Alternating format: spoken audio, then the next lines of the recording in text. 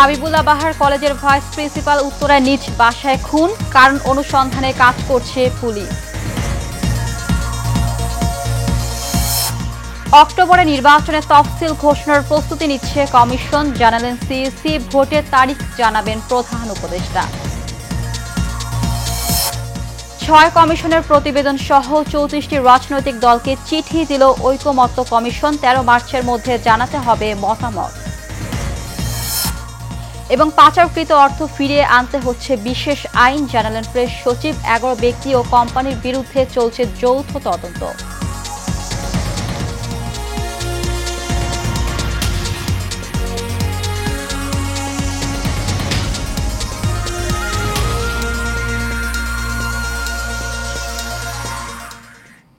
স্বাগত এশিয়ান নিউজে, সঙ্গে আছি জেসমিন ইভা। শুনছিলেন বিআরবি কেবল ইন্ডাস্ট্রিজ লিমিটেড সংবাদ শিরোনাম। এবার চলে যাব পুরো খবরে। রাজধানীর উত্তরায় নিজ বাসায় খুন হয়েছেন হাবিবুল্লাহ বাহার ডিগ্রি কলেজের সাবেক ভাইস প্রিন্সিপাল সাইফুর রহমান ভূঁইয়া। তাকে দেশীয় অস্ত্র দিয়ে কুপিয়ে জখম করে বাথরুমে আটকে রেখে সটকে পড়ে দুর্বৃত্তরা। সোমবার সাহরির সময় তাকে ধারালো অস্ত্র দিয়ে আঘাত করা হয়।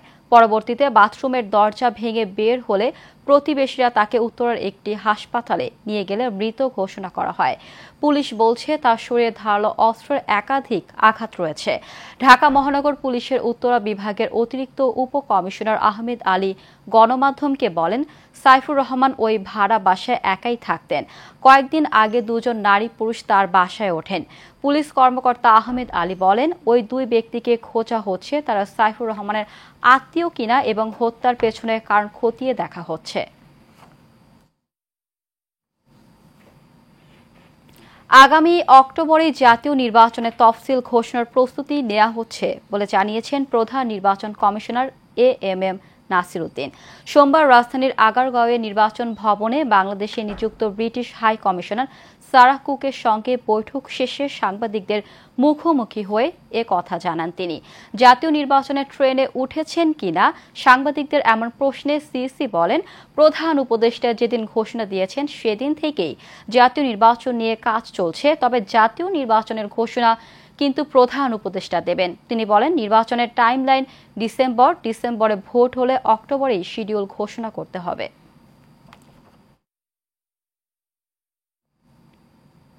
৬টি সংস্কার কমিশনের ১৬৬টি সুপারিশ ও পূর্ণাঙ্গ প্রতিবেদন সহ ৩৪টি রাজনৈতিক দলের কাছে চিঠি দিয়েছে জাতীয় ঐকমত্য কমিশন। এসব সুপারিশের বিষয়ে আগামী ১৩ মার্চের মধ্যে রাজনৈতিক দল ও জোটের মতামত জানাতে হবে। সোমবার জাতীয় সংসদ ভবন এক সংবাদ সম্মেলনে এসব তথ্য জানিয়েছে জাতীয় ঐকমত্য কমিশনের সহ সভাপতি ডক্টর আলী রিয়াজ। তিনি বলেন, সকলের মতামত পাওয়ার সংস্কার বিষয়ে রাজনৈতিক দলগুলোর সঙ্গে আলোচনা শুরু হবে। এরপর সবাই ঐকমত্যে পৌঁছে একটি জাতীয় সনদ তৈরি করা হবে। যখন যে দলের মতামত পাওয়া যাবে সে সময় থেকেই রাজনৈতিক দলগুলোর সঙ্গে আলোচনা শুরু হবে বলেও জানান তিনি। প্রথমটি হলো সংশ্লিষ্ট সুপারিশের বিষয়ে একমত কিনা। এতে ৩টি বিকল্প রাখা হয়েছে। সেগুলো হচ্ছে একমত, একমত নই এবং আংশিকভাবে একমত। এই সংস্কার কমিশনের কাজ বা ঐকমত্য কমিশনের কাজের কারণে নির্বাচনী প্রক্রিয়া বিঘ্নিত হওয়ার কোনো কারণ আমি দেখি না। বিদেশে পাচার হওয়া অর্থ দেশে ফিরিয়ে আনতে বিশেষ আইন করছে অন্তর্বর্তী সরকার।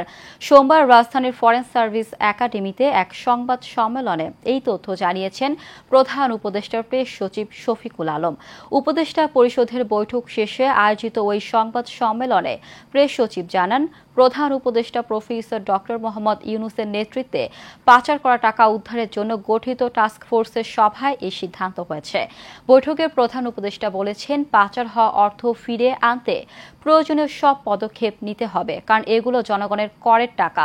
এজন্য অর্থ পাচারের সব অভিযোগ তদন্তে প্রয়োজনে সংশ্লিষ্ট সব স্টেক হোল্ডারদের নিয়ে কাজ করতে নির্দেশনা দিয়েছেন তিনি। প্রেস সচিব জানান, ১১ ব্যক্তি ও কোম্পানির বিরুদ্ধে অর্থ পাচারের বিষয়ে অনুসন্ধান করছে যৌথ অনুসন্ধান তদন্ত committee. It's a kind of highway robbery.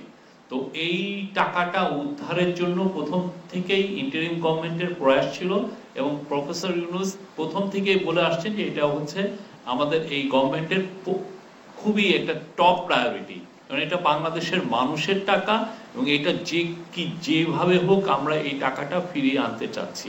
এটা আপনারা জানেন এটা খুবই কাম্বারসাম একটা এফার্ট এবং বাট ক্ষমতার পরিবর্তন ছাড়া দেশের মানুষের ভাগ্যের পরিবর্তন এবং গণতান্ত্রিক পরিবেশ ফিরিয়ে আনা সম্ভব নয় বলে মন্তব্য করেছেন বিএনপির স্থায়ী কমিটির সদস্য নজরুল ইসলাম খান। সোমবার রাজধানীর একটি হোটেলে একটি বইয়ের প্রকাশনা অনুষ্ঠানে কথা বলেন তিনি। জানান, তারেক রহমানের নেতৃত্বেই বিএনপি শক্তিশালী দলে পরিণত হয়েছে। এ সময় দলটির ভাইস চেয়ারম্যান আব্দুল্লাহ আউয়াল মিন্টু এবং যুগ্ম মহাসচিব হাবিবুন নবী খান সোহেল বলেন, সম্ভাবনাময়ী বাংলাদেশকে ধ্বংসের ধার প্রান্তে নিয়ে গিয়েছিল শেখ হাসিনা। এর পুনরুদ্ধারে গণতান্ত্রিক সরকারের হাতে ক্ষমতা হস্তান্তর করা প্রয়োজন। হলে তো আপনার রাষ্ট্রের ক্ষমতার পরিবর্তন আনতে হবে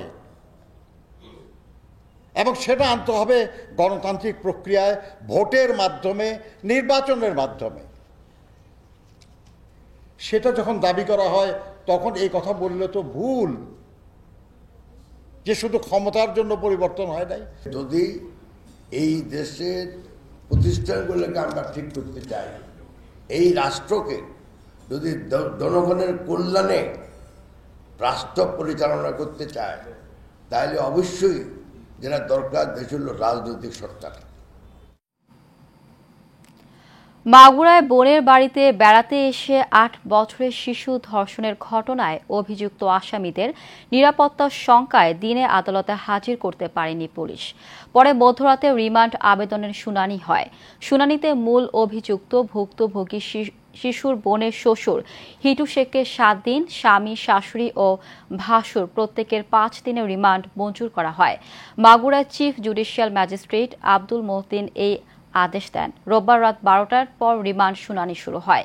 মামলার তদন্ত কর্মকর্তা আসামিদের ৭ দিন করে রিমান্ড আবেদন করেন। তবে আসামিদের পক্ষে শুনানিতে কোনো আইনজীবী অংশ নেননি। এ সময় আদালতে আত্মপক্ষ সমর্থনের সুযোগ দিলে আসামিরা নিজেদের নির্দোষ দাবি করে রিমান্ডে না দেওয়ার দাবি করেন।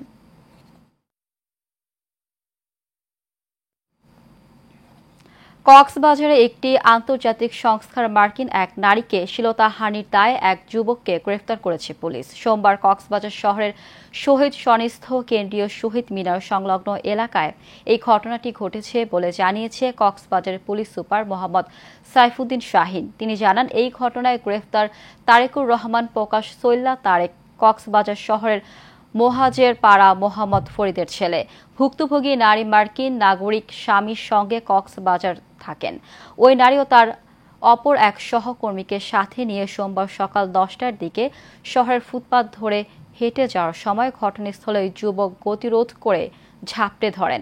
একই সঙ্গে তার শরীরের বিভিন্ন স্পর্শকাতর অংশে হাত দিয়ে শ্লীলতাহানি করেন।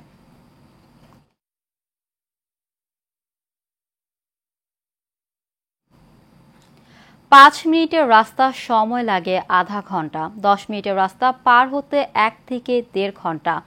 এটাই ছিল নারায়ণগঞ্জের যানজটের নাকাল শহরের চিরচারিত চিত্র। কিন্তু হঠাৎ করেই যেন বদলে গেছে পরিস্থিতি। যানজটের শহর নারায়ণগঞ্জ এখন অনেকটাই যানজট মুক্ত। 5 থেকে 10 মিনিটের মধ্যেই নগরবাসী বিভিন্ন যানবাহনে চড়ে পৌঁছাতে পারছে গন্তব্যে। নারায়ণগঞ্জ জেলা প্রশাসনের সাথে যৌথভাবে যানজট নিরসনে কাজ করছে Narayanganj chamber of commerce. Narayanganj প্রতিনিধি রোমান চৌধুরী সুমনের রিপোর্ট, জানাচ্ছেন ওয়ালিদ সিদ্দিকী। রমজান মাসে সাধারণ মানুষ যেন নির্দিষ্ট সময়ে গন্তব্যে পৌঁছাতে পারে, সেই লক্ষ্যে যানজট নিরসনে 70 জন শিক্ষার্থী স্বেচ্ছাসেবকদের একটি টিম কাজ করছে নারায়ণগঞ্জ শহরের 9টি স্পটে। আমরা যানজট নিরসনের জন্য কাজ করছি চেম্বার অফ কমার্স, এমনকি নারায়ণগঞ্জ বিকে আছে, তাদের সহযোগিতা আমরা কাজ করছি। মানুষ যাতে যানজট মুক্ত নারায়ণগঞ্জ একটা উপহার পায়, মানুষ যাতে ভালোভাবে চলাফেরা করতে পারে, এই জন্য আমরা মূলত কাজ করছি। শহরের যেসব স্থানে যানজটলা, যত্রতত্র গাড়ি পার্কিং সহ অবৈধ স্ট্যান্ড ও প্লেটবিহীন অটোরিকশা প্রবেশে কঠোর নজরদারি ও তদারকি করছে এই স্বেচ্ছাসেবক টিম। এর সুফল পাচ্ছেন নগরবাসী। ছাত্ররা রাস্তায় নামছে, ওনাদের তত্ত্বাবধানে দেখলাম নারায়ণগঞ্জের যানজটের অবস্থা আগের তুলনায় অনেক ভালো। আগের থেকে এখন একটু জ্যাম স্বস্তির ভিতরে আছে। কিছুদিন যাবত দেখছি আমাদের এই শহর যানজট অনেকটা কমে আসছে। যানজট নিরসনে স্বেচ্ছাসেবকদের নিয়োজিত করে এই উদ্যোগটি নিয়েছে জেলা প্রশাসন। সার্বিক সহায়তা দিচ্ছে নারায়ণগঞ্জ চেম্বার অফ কমার্স। এই প্রথম আমরা চেম্বার অফ কমার্স থেকে এবং বিকেএমইর পক্ষ থেকে আমরা একটা মনিটর টিম নেই, সেই টিমটা স্টুডেন্টরা ডিল করতেছে। আমরা যারা নারায়ণগঞ্জবাসী আছে তাদের অনেক ধরনের প্রত্যাশা আছে নারায়ণগঞ্জ নিয়ে। আমরা আসলে ওই প্রত্যাশার জায়গাগুলোকে আমরা পূরণ করার জন্য Narayanganj chamber of commerce, BKME, বিভিন্ন প্রশাসন আমরা সবাই মিলে চেষ্টা করছি। নারায়ণগঞ্জের যানজট নিয়ন্ত্রণে প্রশাসনের পক্ষ থেকে সর্বোচ্চ চেষ্টা রয়েছে বলে জানিয়েছেন জেলা প্রশাসক। ব্যবসায়ীদের এ কাজে এগিয়ে আসায় ধন্যবাদ জানিয়েছেন তিনি। যানজট হলে মানুষের খুব অসুবিধা হয়, বিশেষ করে যারা অসুস্থ মানুষ তারা হসপিটালে যেতে পারে না, আমরা বাচ্চারা স্কুলে যেতে পারে না, মানুষের শ্রম ঘন্টা নষ্ট হয়। আমরা সেই দিকে গুরুত্ব দিয়ে কাজ করে যাচ্ছি। Walid Siddiqui, Asian television, Dhaka. সম্প্রতি বন্দর কর্তৃপক্ষ সাগরে অপেক্ষমান পণ্য ভর্তি লাইটার জাহাজগুলোকে ৭২ ঘন্টার মধ্যে বন্দর সীমা ত্যাগের নির্দেশ কতটুকু বাস্তবায়ন হচ্ছে তা তদারকিতে যৌথ অভিযান পরিচালনা করছে কোস্টগার্ড ও নৌ পরিবহন অধিদপ্তর। গত ১১ ফেব্রুয়ারি থেকে এক মাসে ১,০৮৫টি বাণিজ্যিক ও লাইটার জাহাজ যৌথ অভিযান পরিচালনা করছে বাংলাদেশ কোস্টগার্ড ও নৌ পরিবহন অধিদপ্তর। অভিযানে জাহাজগুলোকে দেশের বিভিন্ন স্থানে পাঠানো হয়। অভিযানকালে কোস্টগার্ড জাহাজ বিসিজিএস সবুজ বাংলার অধিনায়ক লেফটেন্যান্ট কমান্ডার সালমান সিদ্দিকী জানান, যৌক্তিক কারণ ছাড়াই বন্দর সীমানার মধ্যে পণ্যবাহী জাহাজ দিনের পর দিন অবস্থান করায় বাজারে পণ্যের কৃত্রিম সংকট তৈরি করছে। এ ব্যাপারে চট্টগ্রাম বন্দরের বহিনোঙরে সাগর পণ্যবাহী কোন জাহাজকে ভাসমান গুদাম হতে দেয়া হবে না বলে জানিয়েছে কোস্টগার্ড ও নৌ পরিবহন অধিদপ্তর। আমাদের অভিযান এটা নতুন নয়, আমাদের অভিযান হচ্ছে প্রতিনিয়ত হচ্ছে। আমরা রমজানের ১ মাস আগে থেকে প্রতিদিন প্রায় ২০ থেকে ৩০টা নৌযান পরিদর্শন করি। সারা দেশে নারী শিশু শ্লীলতাহানি, হয়রানি বৃদ্ধি এবং মাগুরায় আসিয়া ধর্ষণ কাণ্ডের প্রতিবাদে সকল ধর্ষক ও তার সহযোগীদের প্রকাশ্যে মৃত্যুদণ্ডের দাবিতে নরসিংদীর পলাশে বিক্ষোভ মিছিল ও মানববন্ধন করেছে জাতীয় নাগরিক পার্টির নেতাকর্মীরা। জাতীয় নাগরিক পার্টির নরসিংদী পলাশ উপজেলা শাখার উদ্যোগে পলাশ প্রেস ক্লাবের সামনে এই বিক্ষোভ মিছিল ও মানববন্ধন হয়। এ সময় বক্তারা বলেন, ধর্ষণ আইন সংশোধন করে দ্রুত সময়ের মধ্যে তাদের বিচার নিশ্চিত করতে হবে, নইলে আপামর জনতা নিজেরাই ধর্ষকদের বিচার করবে বলে হুঁশিয়ারি করেন তারা। এ সময় উপস্থিত ছিলেন জাতীয় নাগরিক পার্টির পলাশ উপজেলা সংগঠক সাইদুল ইসলাম রাকিব, সদস্য মোহাম্মদ ফয়সাল মিয়া, বিপ্লব শেখ, মাসুদ ভুইয়া, রায়হান মিয়া, আলামিন রহমান ও মোহাম্মদ ফারদিন হাসান দীপ্ত সহ অন্যান্যরা। সিরাজগঞ্জের রায়গঞ্জে ১৮ বছরের বেশি সময় ধরে নিখোঁজ বাবার সন্ধান চেয়ে সংবাদ সম্মেলন করেছেন তার মেয়ে প্রতিবন্ধী সাবিনা খাতুন। সোমবার সকালে উপজেলার চান্দাইকোনা ইউনিয়নের পারকোদলা গ্রামে নিজ বাড়িতে এই সংবাদ সম্মেলন করেন তিনি। সংবাদ সম্মেলনে লিখিত বক্তব্যে সাবিনা খাতুন জানান, তার বাবা উপজেলার চান্দাইকোনা ইউনিয়নের পারকোদলা গ্রামের মৃত বাবা বাবর আলী আকন্দের পুত্র সন্দেশ আলী আকন্দ গত ১ অক্টোবর ২০০৬ তারিখে ঢাকা থেকে মামলার হাজিরা শেষে বাড়ি ফেরার পথে নিখোঁজ হন। কিন্তু নিখোঁজের ১৮ বছর পর হলেও তার বাবার কোনো সন্ধান মেলেনি। সাবিনা খাতুন তার নিখোঁজ বাবাকে ফিরে পেতে প্রশাসন সহ সবার সুদৃষ্টি কামনা করেন।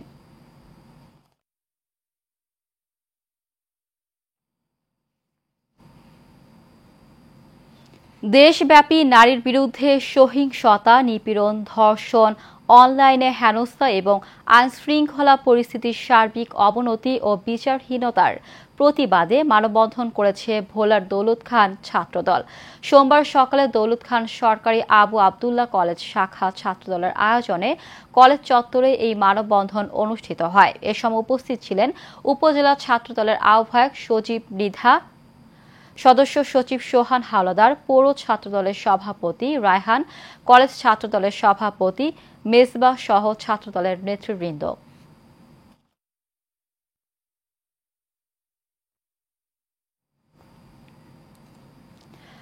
গাজীপুরের কালিয়াকৈর উপজেলার চাপাইর ইউনিয়ন বিএনপি অঙ্গ সংগঠনের উদ্যোগে ইফতার ও দোয়া মাহফিল অনুষ্ঠিত হয়েছে।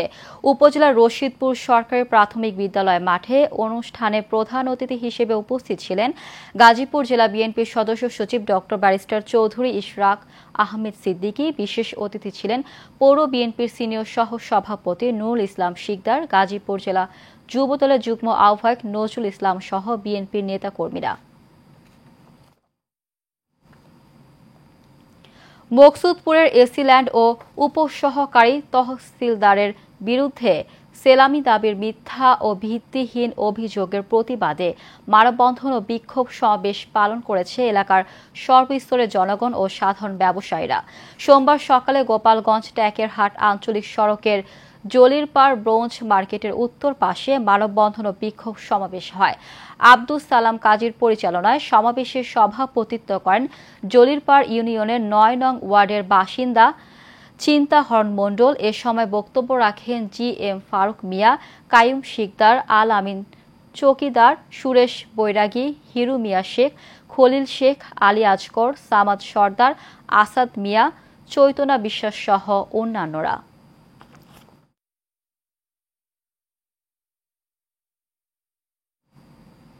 নওগাঁর মান্দায় পবিত্র মাহে রমজান উপলক্ষে ইকরা সুন্নাহ ফাউন্ডেশনের আয়োজনে সৌদি প্রবাসী মোহাম্মদ আব্দুল মতিন মৃধার সার্বিক সহযোগিতায় গরিব অসহায় ও প্রতিবন্ধীদের মাঝে ইফতার সামগ্রী বিতরণ করা হয়। উপজেলার ১৪ নং বিঞ্জুপুর ইউনিয়নের পণ্ডিত পাড়ায় ইকরা সুন্নাহ ফাউন্ডেশনের সদস্য শফিউল ইসলাম রকির সঞ্চালনায় অনুষ্ঠানে সভাপতিত্ব করেন মোহাম্মদ আজিবুর রহমান। এ সময় প্রধান বক্তা হিসেবে বক্তব্য রাখেন চক কামদেব বালিকা উচ্চ বিদ্যালয়ের প্রধান শিক্ষক আব্দুল লতিফ মৃধা। এছাড়া বিশেষ অতিথি হিসেবে উপস্থিত ছিলেন ফতেপুর উচ্চ বিদ্যালয়ের সাবেক প্রধান শিক্ষক SM লিয়াকত আলী, চক কামদেব কেন্দ্রীয় জামে মসজিদের ইমাম মোহাম্মদ আফজাল হোসেন সহ আরও অনেকে। নারীদের অংশগ্রহণ বৃদ্ধি সহ গ্রাম আদালতের কার্যক্রম আরও গতিশীল করতে ঠাকুরগাঁয়ে জেন্ডার সংবেদনশীলতা ও অন্তর্ভুক্তিমূলক গ্রাম আদালত বিষয়ক কর্মশালা অনুষ্ঠিত হয়েছে। সোমবার জেলা প্রশাসন এর আয়োজনে জেলা প্রশাসকদের সম্মেলন কক্ষে এই কর্মশালা অনুষ্ঠিত হয়। অনুষ্ঠানে প্রধান অতিথি হিসেবে উপস্থিত ছিলেন ঠাকুরগাঁও জেলা প্রশাসক ইশরাত ফারজানা। এ সময় আরও বক্তব্য রাখেন অতিরিক্ত জেলা ম্যাজিস্ট্রেট সরকার সর্দার শাহিন মোস্তফা, অতিরিক্ত পুলিশ সুপার মিথুন সরকার, প্রকল্পের সমন্বয়কারী মারুফ আহমেদ।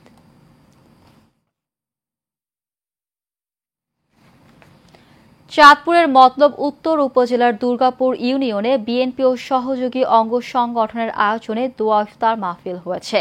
দুর্গাপুর জনকল্যাণ উচ্চ বিদ্যালয় মাঠে এর আয়োজন করা হয়। এতে প্রধান অতিথির বক্তব্য রাখেন জেলা বিএনপির যুগ্ম সাধারণ সম্পাদক তানভীর হুদা, ৭ নম্বর ওয়ার্ড বিএনপির সাবেক সভাপতি আকাশ আলী প্রধানের সভাপতিত্বে উপজেলা বিএনপির সাবেক যুগ্ম সাধারণ সম্পাদক আবু সৈয়দ গোলাম রাব্বানী মামুনের সঞ্চালনায় বক্তব্য রাখেন জেলা বিএনপির সদস্য আব্দুল মান্নান লস্কর। গাজীপুরে মিথ্যা মামলা থেকে রেহাই পেতে সংবাদ সম্মেলন করেছেন রফিকুল ইসলাম নামে এক অটো চালক। ভুক্তভোগী জানায় মহানগরের ২৫ নম্বর ওয়ার্ড এলাকায় মোশাররফ হোসেনের বাড়িতে ভাড়া থেকে অটোরিকশা চালিয়ে জীবিকা নির্বাহ করে আসছেন তিনি। একই বাড়িতে ভাড়া থেকে হাসান আলী স্ত্রী বন্যা আক্তারের গত ২৫ জানুয়ারি তার নামে মিথ্যা মামলা দিয়ে হয়রানি করে আসছে।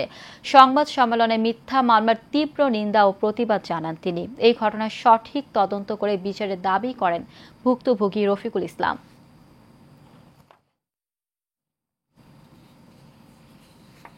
অধিকার, সমতা, ক্ষমতায়ন, নারী ও কন্যার উন্নয়ন এ প্রতিপাদ্যকে সামনে রেখে ময়মনসিংহের গফরগাঁওয়ে পৌরসভার আয়োজনে আন্তর্জাতিক নারী দিবস পালিত হয়েছে।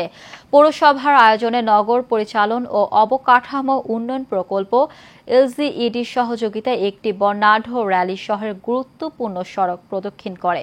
পরে পৌরসভা অডিটোরিয়ামে আলোচনা সভা হয়। উপজেলা নির্বাহী অফিসার NM আব্দুল্লাহ আল মামুনের সভাপতিত্বে পৌর কর নির্ধারক বিষয়ক অফিসার হাবিবুর রহমানের সঞ্চালনায় বক্তব্য রাখেন পৌরসভা নির্বাহী প্রকৌশলী মোহাম্মদ মিজানুর রহমান। উপস্থিত ছিলেন উপজেলা প্রেস ক্লাব আহ্বায়ক আইনাল ইসলাম সহ অনেকে। পাবনার বেড়ায় পূর্ব শত্রুতার জেরে বাড়িতে হামলা চালিয়ে অগ্নিসংযোগ সহ 7 জনকে আহত করা হয়েছে। রাত 10:30টায় পাবনা আমিনপুর থানাধীন টঙ্গিবাড়ি গ্রামে এই ঘটনা ঘটে। ভুক্তভোগী কোরবানের অভিযোগ, পার্শ্ববর্তী মালটিয়া গ্রামের আওয়ামী লীগের লোকজনরা অতর্কিত হামলা চালায় তাদের বাড়িতে। এ সময় বেশ কয়েকটি বসত ঘরে অগ্নিসংযোগ করা হয়। এতে প্রায় 30 থেকে 40 লাখ টাকার ক্ষয়ক্ষতি হয়েছে বলে জানিয়েছেন তিনি।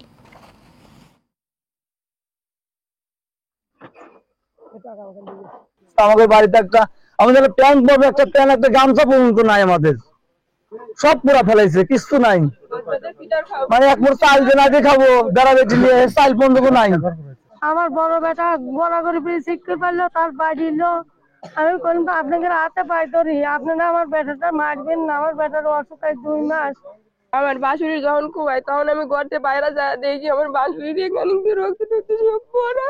আমার বাঁশুরির 2 মাসের বাচ্চা 3 মাসের বাচ্চা ছিল, এখানে দিয়ে ফেলা দিয়ে আশ্রয় সব মরার মতো অবস্থা। এরকম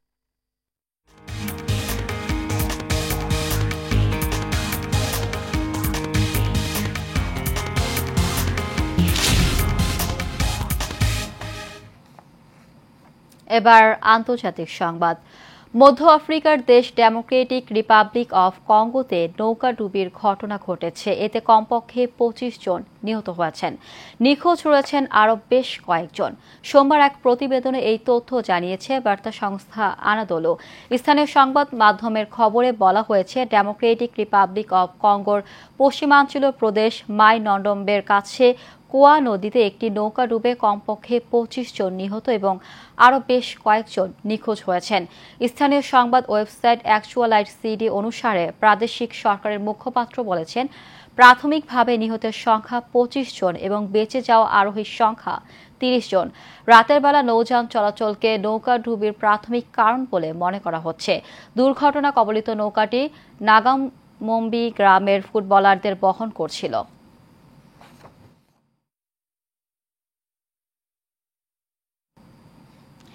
2025 সালের কেন্দ্রীয় চুক্তির তালিকা প্রকাশ করেছে বাংলাদেশ ক্রিকেট বোর্ড। গত 1 জানুয়ারি থেকে আগামী 31 ডিসেম্বর পর্যন্ত কার্যকর থাকবে এই চুক্তি, যেখানে ফেব্রুয়ারি মাস পর্যন্ত বি ক্যাটাগরিতে থাকা মাহমুদুল্লাহ রিয়াদ নিজের নাম প্রত্যাহার করে নিয়েছেন। অন্যদিকে বর্তমানে এ ক্যাটাগরিতে থাকা মুশফিকুর রহিম ওয়ানডেতে ফরম্যাট থেকে বিদায় নেয়। মার্চ মাস থেকে তার জায়গা হবে বি ক্যাটাগরিতে। তালিকায় এ প্লাস ক্যাটাগরির একমাত্র ক্রিকেটার তাসকিন আহমেদ, তিনি পাবেন সর্বোচ্চ 10 লক্ষ টাকা বেতন। এ ক্যাটাগরিতে আছেন নাজমুল শান্ত, মেহেদি মিরাজ ও লিটন দাস, তারা পাবেন মাসে 8 লক্ষ টাকা বেতন। ক্যাটাগরি সি মাসে 6 লক্ষ টাকা বেতন পাবেন মুমিনুল হক, তাইজুল ইসলাম, মুস্তাফিজুর রহমান, তাহিদ হৃদয়, হাসান মাহমুদ ও নাহিদ রানা। সি ক্যাটাগরিতে রাখা হয়েছে সাদমান সৌম্য, জাকের আলী, তানজিদ, রিশাদ, তানজিম ও শেখ মেহেদিকে। আর ডি ক্যাটাগরিতে আছেন নাসুম আহমেদ ও খালেদ আহমেদ, তারা পাবেন 2 লক্ষ টাকা বেতন।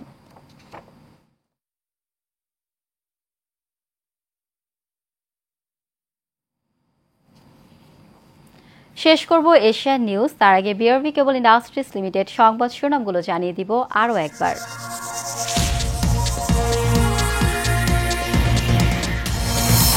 হাবিবুল্লাহ বাহার কলেজের ভাইস প্রিন্সিপাল উত্তরায় নিজ বাসায় খুন, কারণ অনুসন্ধানে কাজ করছে পুলিশ। অক্টোবরে নির্বাচনের তফসিল ঘোষণার প্রস্তুতি নিচ্ছে কমিশন, জানালেন সিইসি। ভোটের তারিখ জানাবেন প্রধান উপদেষ্টা। 6 কমিশনের প্রতিবেদন সহ 34টি রাজনৈতিক দলকে চিঠি দিল ঐকমত্য কমিশন। 13 মার্চের মধ্যে জানাতে হবে মতামত। এবং পাচারকৃত অর্থ ফিরিয়ে আনতে হচ্ছে বিশেষ আইন, জানালেন প্রেস সচিব। 11 ব্যক্তি ও কোম্পানির বিরুদ্ধে চলছে যৌথ তদন্ত। এশিয়ান নিউজের পর্যন্ত আমাদের পরবর্তী সংবাদ দেখার আমন্ত্রণ জানিয়ে বিদায় নিচ্ছি। ধন্যবাদ সবাইকে।